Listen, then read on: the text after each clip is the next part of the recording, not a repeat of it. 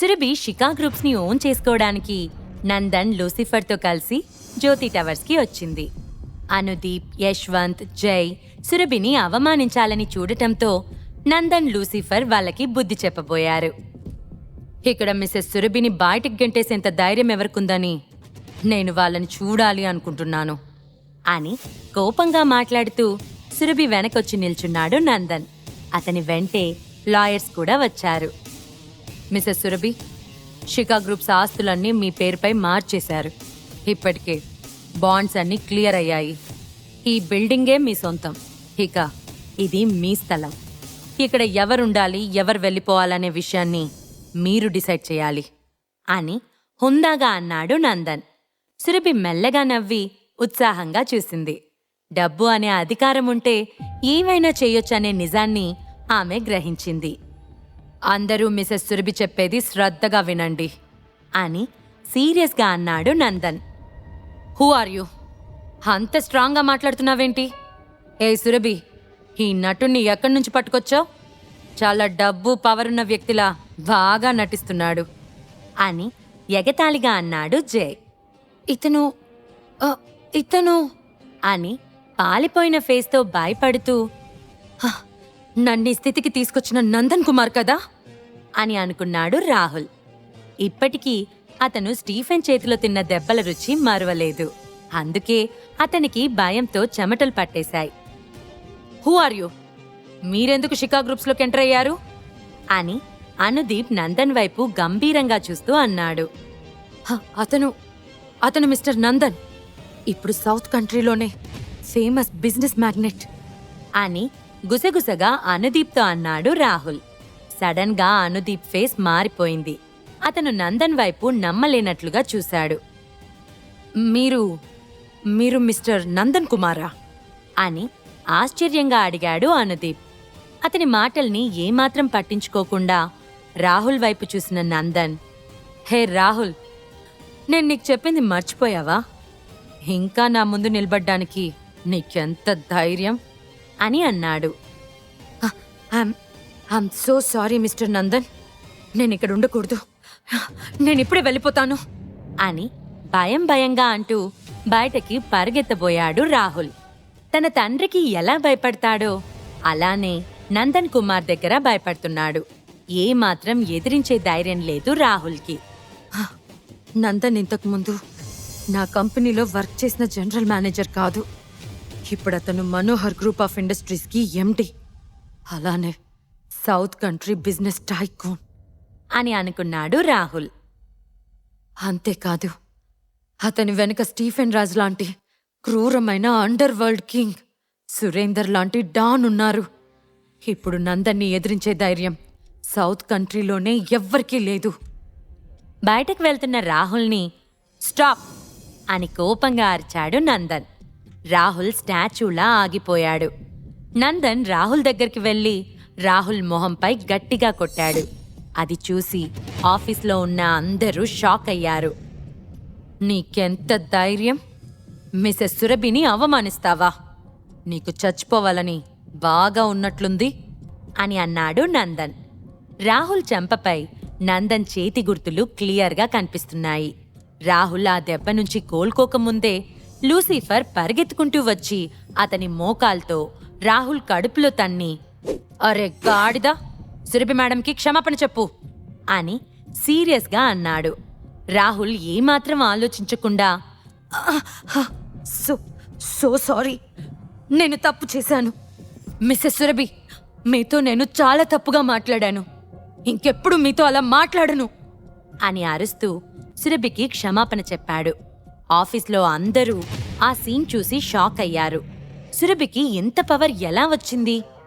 అసలు సురభికి సపోర్టుగా నందన్ కుమార్ రావడం ఏంటి అని ఏదో అద్భుతం జరిగినట్లుగా ఫీల్ అవుతున్నారు.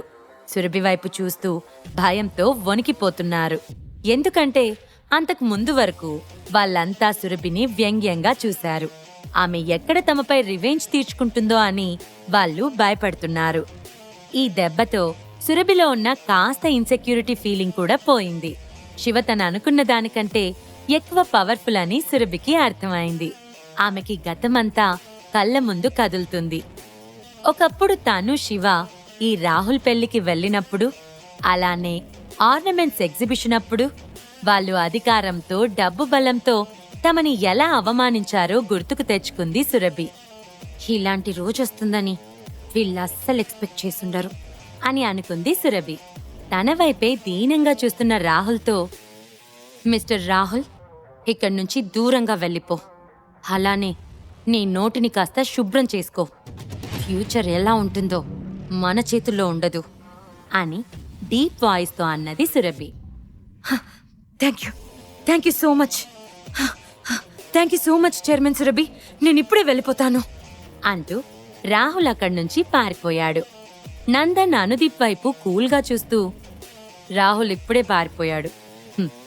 మీరు నాతో ఫైట్ చేయాలనుకుంటున్నారా అని అన్నాడు. ఆ టైంలో నందన్కి చాలా హ్యాపీగా ఉంది. శివ సపోర్ట్ వల్లనే ఈరోజు లైఫ్లో తను ఇంత హై పొజిషన్లో ఉన్నాడు. తనని చెత్త ముక్కలా చూసిన రాహుల్ని, తన లైఫ్ని నాశనం చేసిన రాహుల్ని నందన్ తరిమి కొట్టాడు. రాహుల్ ఒకప్పుడు తనని ఎలా బెదిరించాడో అతని కళ్ల ముందు కదలాడింది. ఇప్పుడు అధికారం చేతులు మారింది. తనని చూసి భయంతో రాహుల్ పారిపోయాడు. ప్రతి మనిషికి ఇలాంటి అవకాశం రాదు. శివ ద్వారా తనకి అవకాశం రావటం నిజంగా తన అదృష్టమని అనుకున్న నందన్ అలానే ఇప్పుడు మిసెస్ సురభికి హెల్ప్ చేస్తున్నాడు. ఆమె సంతోషంగా ఉండటానికి అతను తన వంతు ప్రయత్నం చేస్తున్నాడు. ఈ విధంగా ఆయన శివ చేసిన హెల్ప్కి కాస్త ఉపయోగపడుతున్నట్లుంటుంది అని అనుకున్న నందన్ శివకి మనసులోనే ఎన్నోసార్లు థ్యాంక్స్ చెప్పుకున్నాడు. నువ్వు నందన్వా అని షాక్ అవుతూ అన్నాడు అనుదీప్. అతనికి ఇంకా నమ్మకం కుదరటం లేదు. యశ్వంత్, జై ఇద్దరూ ఒకరి మొహమొకరు చూసుకున్నారు. వాళ్ళ మొహాలు భయంతో నిండిపోయాయి. అసలు ఇంత చిన్నదైన సురభికి నందన్ కుమార్ అంత రెస్పెక్ట్ ఎందుకు ఇస్తున్నాడు? అతను చాలా ఫేమస్ పర్సన్. అతనే కదా మేధా ఫ్యామిలీ ఆస్తిని మింగేశాడు. లాస్ట్ టైం కృతిని బంధించినప్పుడు తనని తీసుకురావడానికి నా ఆస్తిలో సగభాగాన్ని పోగొట్టుకోవాల్సొచ్చింది అని అనుకున్న అనుదీప్కి ఇంత చేసిన అతన్ని నేరుగా చూస్తుంటే కోపంగా ఉంది. కానీ ఎదిరించలేని పరిస్థితి. మిస్టర్ నందన్, అది మీరే అని మాకు తెలియదు, మమ్మల్ని క్షమించండి అంటూ అనుదీప్, యశ్వంత్, జై నవ్వు మొహాలతో అతనికి క్షమాపణ చెప్పారు. కాని వాళ్ళ కళ్ళు మాత్రం భయంతో చిన్నగా మారిపోయాయి. నందన్ తలుచుకుంటే వాళ్ళని చీమల్ని నలిపినట్లు నలిపేయగలడు. ఏంటి, మీరు నన్ను ఇబ్బంది పెట్టారా? నాకు క్షమాపణ చెప్తున్నారు అని కన్నింగా చూస్తూ, ఆ క్షమాపణ శిఖా గ్రూప్స్ ఇండస్ట్రీస్ చైర్మన్ మిస్సెస్ సురభికి చెప్పండి అని తీవ్రంగా అన్నాడు నందన్. అనుదీప్, యశ్వంత్, జై ఒక్క క్షణం షాక్ అయ్యారు. కాని నందన్ చెప్పిన పని మాత్రం చేయలేదు. వెంటనే లూసిఫర్ పరిగెత్తుకుంటూ వచ్చి ముగ్గురిని వరస పెట్టి కొట్టాడు. ముగ్గురు కింద పడిపోయి చేతులతో మొహాన్ని కప్పుకొని బాధతో పెద్దగా అరుస్తున్నారు.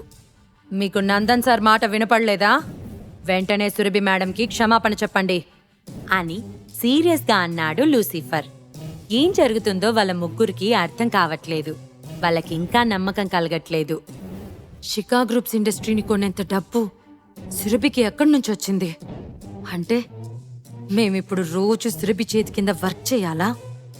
ఈ సురభి చేతి నుంచి మా శాలరీస్ తీసుకోవాలా? ఇది నిజంగా ఎంత అవమానం అని అనుకున్నారు అంతా. మిస్టర్ నందన్, శిఖా గ్రూప్స్ ఇప్పుడు లాల్ ఫ్యామిలీకి చెందిన ప్రాపర్టీ. మీరు లాల్ ఫ్యామిలీతో పెట్టుకోవాలనుకుంటున్నారా అని అనుదీప్ కాస్త ధైర్యం చేసి అన్నాడు. ఓకే, మీరు లాల్ ఫ్యామిలీకి కాల్ చేసి ఈ విషయం గురించి డిస్కషన్ చేయొచ్చు అని అన్నది సురభి.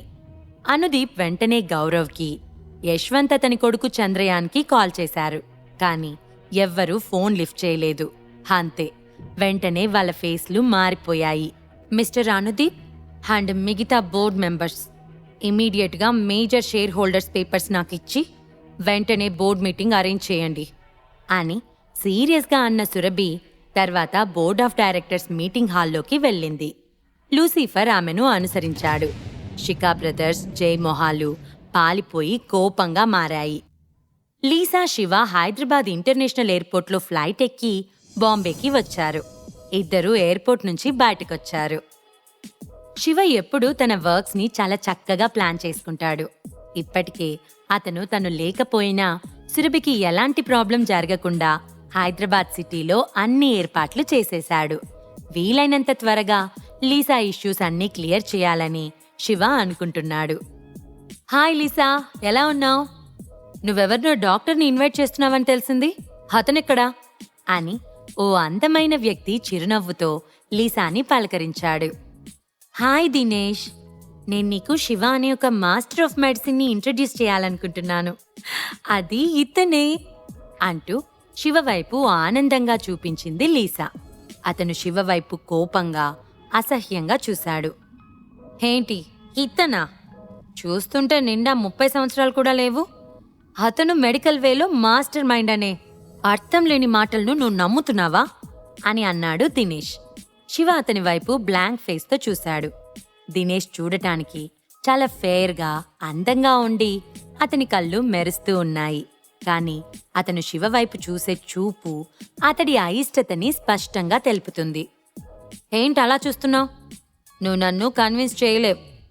నన్ను కన్విన్స్ చేయాలని అనుకుంటే నేను నిన్ను కొడతాను అని కోపంగా చూస్తూ అన్నాడు దినేష్. అతని దృష్టిలో లీసా ఒక దేవత. తను ఇలాంటి తక్కువ రకం వ్యక్తిని అసలు దగ్గరికి ఎలా రాణించింది? ఇలాంటి తక్కువ స్థాయి వ్యక్తికి లీసా పక్కన నిలబడటానికి అర్హత లేదు అని అనుకున్నాడు దినేష్. నువ్వేం మాట్లాడుతున్నావు దినేష్? ఒకసారి సరి చేసుకో. నేను శివని ఇన్వైట్ చేస్తున్నానని నీకు ఆల్రెడీ చెప్పాను. అతను నా ఇంపార్టెంట్ గెస్ట్ అని సీరియస్గా అన్నది లీసా. ఇన్ఫాక్ట్ లీసాకి దినేష్పై గుడ్ ఇంప్రెషన్ లేదు. అలాంటిది అతను తన కజిన్ని అలా తక్కువ చేసి మాట్లాడటం లీసాకి అస్సలు నచ్చలేదు. అందుకే దినేష్పై అంత చిరాకు పడింది. తన మనసులో, ఇతను బాంబేలోని మెహ్రా ఫ్యామిలీని నేలమట్టం చేసిన మాస్టర్ శివ అని తెలిస్తే దినేష్ భయపడి పారిపోతాడు అని అనుకుంది Lisa. It's okay beautiful Lisa, నేను నీ మాట వింటాను అని నవ్వుతున్న ముఖాన్ని మాస్క్లా వేసుకుని శివ వైపు అసంతృప్తిగా చూసిన దినేష్, నువ్వు చాలా కాలం స్టేట్స్లో చదువుకొని ఈ మధ్య ఇండియాకొచ్చావు. నీకు ప్రపంచం గురించి పెద్దగా తెలియకపోవచ్చు. ఈ ప్రపంచంలో బ్రిలియంట్గా నటించే వాళ్ళంతా మోసగాళ్ళు. నువ్వు జాగ్రత్తగా ఉండాలని ఇవన్నీ చెప్తున్నాను అని అన్నాడు దినేష్. అతనికి శివని చూస్తూ ఉన్నంతసేపు అన్కంఫర్టబుల్గానే ఉంది.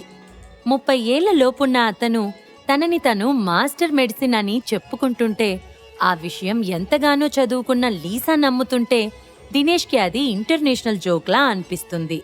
ఇక నువ్వు మాట్లాడడం ఆపుతావా అని సీరియస్గా అన్నది లీసా. ఆమె అతని నుంచొచ్చే మాటల్ని వినలేకపోతుంది. దినేష్ ఆమె ఫ్లైట్ దిగగానే ఆమెను పొగుడుతూ మాట్లాడాలనుకున్నాడు. కానీ ఫ్లోలో ఏదేదో మాట్లాడేశాడు. శివ, మనం ముందుగా మా విల్లాకి వెళ్దాం అని శివతో చెప్పింది లీసా. శివ మెల్లగా నవ్వాడు. ఇద్దరూ దినేష్ని ఏమాత్రం పట్టించుకోకుండా ముందుకి నడిచారు. వీళ్ళు బయటకు వెళ్ళగానే డ్రైవర్ వెంటనే కార్ డోర్ ఓపెన్ చేశాడు. హలో, ఒక్క నిమిషం లీసా, నేను నా కార్ తీసుకొనొస్తాను. మనం నా కారులో వెళ్దాం అని అందమైన చిరునవ్వుతో అన్నాడు దినేష్.